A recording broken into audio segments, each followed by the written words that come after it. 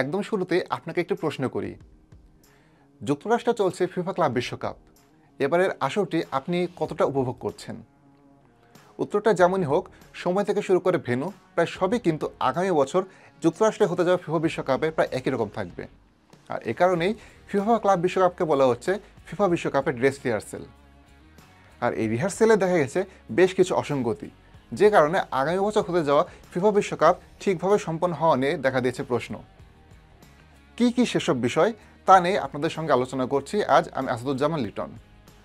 সৌন্দর্য, বৈচিত্র্য আর বিশ্বমঞ্চের প্রতিযোগিতা, এই বিষয়গুলোকে সামনে রেখেই বা লক্ষ্যে রেখেই ফিফা ক্লাব বিশ্বকাপের সূচনা। এর আগে 7 থেকে 8টি করে দল নিয়ে অনুষ্ঠিত হলেও এবারে ফিফা বিশ্বকাপ অনুষ্ঠিত হচ্ছে 32টি দল নিয়ে। সারা বিশ্বের 32টি সেরা ক্লাব, যা অনেকটা ফিফা বিশ্বকাপের মতোই। শুনতে দারুণ শোনালেও বেশ কিছু বিষয় নিয়ে বেশ জটিলতা তৈরি হয়েছে এবারে ফিফা ক্লাব বিশ্বকাপে। এর মাঝে যেটি সবচেয়ে বেশি সমস্যার সৃষ্টি করছে সেটি হচ্ছে আবহাওয়া। একদিকে বৃষ্টির কারণে দেরিতে শুরু হয়েছে বেশ কিছু ম্যাচ, অন্যদিকে তীব্র গরমের কারণে বেশ কিছু খেলোয়াড়ের স্বাস্থ্য পড়েছে ঝুঁকিতে। উদাহরণ হিসেবে বলা যায়, গত 20 জুন অরল্যান্ডোতে প্রচণ্ড বজ্রসহ বৃষ্টির কারণে সি গ্রুপের বেনফিকা ও অকল্যান্ড সিটির মধ্যকার ম্যাচের দ্বিতীয়ার্ধ প্রায় 2 ঘন্টা দেরিতে শুরু হয়। একই ভেন্যুতে মামেলোডি সানডাউন্স বনাম উলসান এইচডি ম্যাচ শুরু হতে দেরি হয় 1 ঘন্টায় বেশি। নিউ জার্সিতে পালমেইরাস বনাম আল আহলি ম্যাচে 40 মিনিট, আর সিনসিনাটিতে সাউথবুক বনাম পাচোকা ম্যাচে 90 মিনিটের বিরতি পড়ে ঝড়ের কারণে। পরিবেশ বিষয়ক সংগঠন ফসিল ফ্রি ফুটবল এরই মধ্যে কিন্তু সতর্ক করেছে আগামী সপ্তাহে অন্তত 10টি ম্যাচ অনুষ্ঠিত হবে, যা তীব্র তাপদাহের মধ্যে হবে। এর মাঝে কিছু কিছু ম্যাচে তাপমাত্রা পৌঁছাতে পারে 41 ডিগ্রি সেলসিয়াস পর্যন্ত, যা ফুটবল খেলার পক্ষে খুবই কঠিন। বাংলাদেশ সময় আজ রাত 1টায় শুরু হওয়া রিয়াল মাদ্রিদ বনাম পাচোকা ম্যাচটি প্রায় 38 ডিগ্রি সেলসিয়াস তাপমাত্রায় অনুষ্ঠিত হয়েছে, যা বলা যায় খেলোয়াড়দের জন্য বেশ কঠিন অবস্থায় তৈরি করেছিল।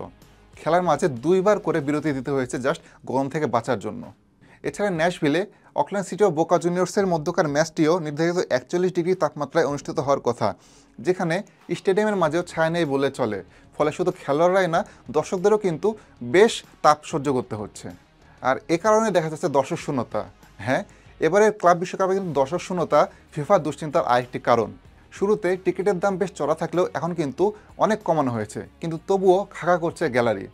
আমেরিকায় ফুটবল এমনিতেই খুব বেশি জনপ্রিয় খেলা নয়, সেই সঙ্গে সেখানে ভিসা পেতে বাইরের দেশগুলোর জটিলতা, এর পাশাপাশি টিকিটের উচ্চ মূল্য, থাকা খাওয়ার অতিরিক্ত খরচ, সব কিছু মিলিয়ে দর্শকরা কিন্তু যুক্তরাষ্ট্রে গিয়ে এই ফিফা ক্লাব বিশ্বকাপ দেখতে খুব একটা আগ্রহী হচ্ছে না। আর এখানে প্রশ্ন দাঁড়াচ্ছে, ক্লাব বিশ্বকাপে যদি এমন হয় তাহলে ফিফা বিশ্বকাপে কেমন হতে পারে, কারণ সেখানে কিন্তু প্রায় একই রকম অবস্থা বিরাজ করবে। সব মিলে ফুটবল ভক্তদের মনে এখন একটাই প্রশ্ন, 2026 ফিফা বিশ্বকাপ আয়োজনে আসলে কতটা প্রস্তুত যুক্তরাষ্ট্র?